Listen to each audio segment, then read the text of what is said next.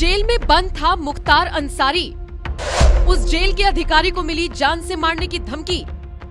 योगी की पुलिस सिखाएगी सबक।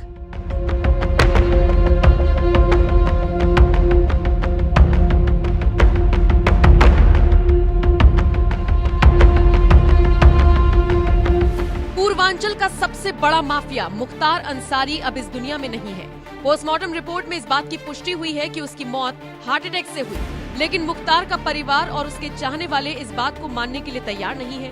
उनका कहना है कि मुख्तार को स्लो पॉइजन दिया गया और इसकी जांच होनी चाहिए। आंखों में आंसू लिए हाल ही में मीडिया के सामने इसे सरकार की मनमानी बताते हुए अफजाल अंसारी नजर आए थे।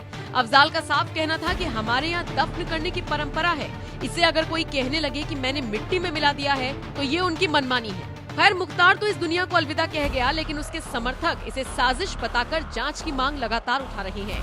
मुख्तार के प्रति उसके समर्थकों का प्यार इस कदर है कि अब उस पुलिस अधिकारी को भी धमकी मिल रही है जिस जेल में मुख्तार बंद था। जी हाँ, हम बात कर रहे हैं बांदा जेल की। यूपी की बांदा जेल के वरिष्ठ अधीक्षक को फोन कर जान से मारने की धमकी मिली है। पुलिस ने फिलहाल नंबर को सर्विलांस पर ले लिया है और जांच शुरू कर दी है। 28 मार्च को मुख्तार की हार्ट अटैक की वजह से मौत हुई थी और उसी रात ये धमकी भरा फोन आया। बांदा जेल के सुप्रिंटेंडेंट वीरेश राज शर्मा ने 31 मार्च को थाना कोतवाली में लिखित शिकायत दर्ज करवाई है। उन्होंने बताया है कि 28-29 मार्च की रात लगभग 1:37 पर उनके सरकारी नंबर पर एक अनजान नंबर से कॉल आई। फोन उठाते ही कॉलर ने अधिकारी को गाली देना शुरू कर दिया। अननोन कॉलर ने कहा, अबे तुझे तो ठोकना है, बच सके तो बच।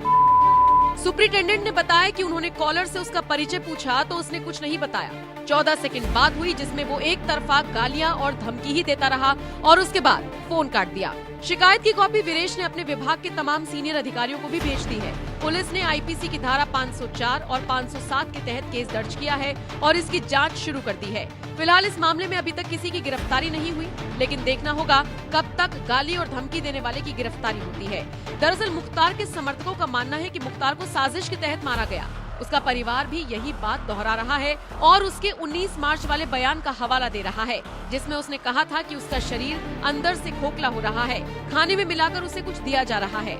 बहरहाल वरिष्ठ अधिकारी को धमकी देने के मामले में जो भी अपडेट आएगा सबसे पहले आप तक पहुंचाएंगे। फिलहाल आप इस खबर को लेकर क्या राय रखते हैं, कमेंट करके अपनी राय हमें जरूर दें। बाकी मुख्तार की मौत के बाद गाजीपुर पहुंचे एनएमएफ न्यूज के संवाददाता सौरभ श्रीवास्तव की एक रिपोर्ट आपको दिखाते हैं। मुख्तार को लेकर उसके गाँव वालों ने क्या कुछ कहा था, जरा सुनिए। इस समय हम गाजीपुर के मोहम्मदाबाद के यूसुफपुर इलाके में हैं। ये वही इलाका है जहां मुख्तार अंसारी का घर है और हमारे पीछे आप देख सकते हैं कि एक बड़ी संख्या में मुख्तार अंसारी को मानने वाले मुख्तार अंसारी के जो समर्थक हैं वो जुटे हुए हैं, क्योंकि जैसे ही यहाँ के लोगों को सूचना मिली कि बांदा जेल में इस तरीके की घटना हुई, उनकी मुख्तार अंसारी की तबीयत बिगड़ी और दिल का दौरा पड़ने के बाद जो है उनका निधन हो गया। तो जैसे ही सुबह हुआ और आप देख सकते हैं कि मुख्तार अंसारी के घर के बाहर कितनी बड़ी संख्या में लोग जुटे हुए हैं और हम आपको बता दें कि बड़ी संख्या में पुलिस बल को भी यहाँ पे तैनाती गई है। पूरे सुरक्षा के जो है पुख्ता इंतजाम किए गए हैं। हमारे साथ यहाँ के कुछ स्थानीय लोग हैं, उनसे बातचीत करेंगे और जानने की कोशिश करेंगे कि जैसे ही उनको इस घटना के बारे में पता। आप लोग का क्या नाम है आपका? मेरा नाम रियाज अहमद है, मैं मोहम्मदाबाद का रहने वाला हूँ। आप लोग यहाँ के स्थानीय निवासी हैं। जब घटना के बारे में पता चला, मुख्तार अंसारी के निधन के बारे में पता चला, जब हम लोग को पता चला तो काफ़ी मायूसी हुई इस तरह की घटना सुन के, क्योंकि लोग जो है मतलब इन लोगों को घर की तरह मानते हैं, भाई की तरह मानते हैं और ये लोग हमेशा भाई की तरह ही सबको सपोर्ट करते हैं। किसी किस्म की कोई परेशानी, कोई भी दिक्कत होती है तो सारा सुनवाई होता है। जी, इतनी बड़ी क्षति है यहाँ के लोगों को। बहुत बड़ी क्षति है ये गरीब परिवारों के लिए, जो लोग हर चीज़ मतलब क्या कहते हैं, कोई सब लोग दिखा नहीं सकते, लेकिन काफ़ी लोग रोते हुए नज़र आ रहे हैं, बिलखते हुए नज़र आ रहे हैं और काफ़ी बड़ी क्षति है इस गाजीपुर यूसुफपुर के लिए और इस पूर्वांचल के लिए, गरीब तबके के लिए। जी सर, यहाँ पे हैं, परिवार के आसपास के लोगों से भी लगातार बातचीत होती है। बीते मंगलवार को भी उनकी तबीयत बिगड़ी थी, परिवार के लोग यहाँ से गए थे। जी, बीते मंगलवार को उनके बड़े भाई अफजाल अंसारी हैं और भी उनके जो भी लोग हैं, बेटे हैं, उमर हैं और उनके बड़े भाई सिबतुल्लाह अंसारी साहब हैं, ये लोग सारे लोग पहुँचे थे। जी, ये बताइए कि जैसे कि लगातार जैसे कि मुख्तार अंसारी जी ने भी पहले ये आशंका से जताई थी, कोर्ट में भी कहा था कि उनको धीमा जहर दिया जा रहा है, तो क्या आपको लगता है पहले उनकी ये आशंका कि धीमा जहर दिया जा रहा, फिर कुछ दिनों बाद दिल का दौरा पड़ना? अभी इस बारे में मतलब मैं ज़्यादा जानकारी नहीं दे सकता, क्योंकि एक क्या कहते हैं, प्रशासनिक मसला है और उसमें क्या हुआ कैसे नहीं हुआ ये तो जांच के रिपोर्ट के बाद, मान लीजिए पोस्टमार्टम आज हो रहा है, उसमें सारे रिपोर्ट आएंगे, बड़े बड़े डॉक्टर आएंगे, सारी चीज़ का मतलब होगा। तो उस आधार पर आगे जो भी रिपोर्टें आएंगी तो ही आदमी जान सकता है कि क्या हुआ क्या नहीं उनके संग। ठीक ना, सरकार क्या करी है नहीं ये नहीं, मैं नहीं बता सकता, रिपोर्ट के बाद आपको समझ। सूचना कब मिली आपको? हम लोगों को कल 8:30 से 9 बजे रात को सूचना मिली, जब हम लोग टीवी पे नहीं, सॉरी, हम लोग नमाज़ पढ़ के तरावी की नमाज़ पढ़ के जब घर लौट रहे हैं तो हम लोग को ये सारी सूचनाएँ मिली। तो हम लोग काफ़ी हतोत्साहित हुए और बहुत मायूसी हुई कि ऐसा भी मतलब घटना, कोई सोचा नहीं था कि इस तरह का घटना अचानक हो सकता है। अच्छा, अब तो मान लीजिए अब आप लोग इंतजार करें कि उनका पार्थिव शरीर जो है यहाँ पे आए, तो फिर उसके आगे की क्या प्रक्रिया होगी? आगे की प्रक्रिया ये है कि मान लीजिए उनके परिवार के लोग हैं, उनके बड़े बेटे, मान लीजिए कि वो भी, अगर उनको बेल मिल जाती है तो वो भी आएंगे। आखिरी वक्त में सबका ये होता है कि अपने जो भी करीबी हैं, बाप है, माँ है, आखिरी वक्त में उसके जनाजे की नमाज में शिरकत करें। ठीक ना, सुपुर्दे खाक यहाँ इसीपुर बगल में उन लोगों का खानदानी मतलब कब्रिस्तान है, वहीं पे उनकी आखिरी शव को दफन किया जाएगा और जो भी प्रक्रियाएं होंगी उनके घर के लोग जिस तरह से व्यवस्था करेंगे उस हिसाब से सारे लोग करेंगे। क्या नाम है आपका? मेरा नाम सरफराज।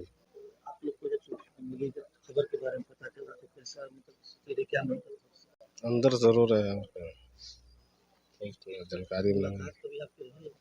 बहुत पहले। कैसे बातचीत रही आपको? क्या अच्छा, वो हम लोग के अब्बू के साथ रही बातचीत। इलाके के लोगों की किस तरीके से वो मदद करते थे? तो अच्छे यानी गरीब दुखिया जो जाते थे उसको मदद करते थे, वो सबकी मदद करते थे। क्या नाम है आपका? ये फिरोज आलम। आपको जब खबर पता चला कैसे क्या लगा? अचानक आए नमाज पढ़कर, भाई सुदीन मुख्तार भाई की भाई डेट हो गया है। क्या लग रहा है, क्या मतलब दिल का दौरा पड़ने से निधन हुआ अभी बताया जा, लेकिन उनके पहले भी परिवार ने भी और उन्होंने भी आशंका जताया था कुछ नहीं मालूम है, अचानक मौत हो गई। रमजान का महीना रमजान का महीना भी चल रहा। सबसे बड़ी क्षति हुई।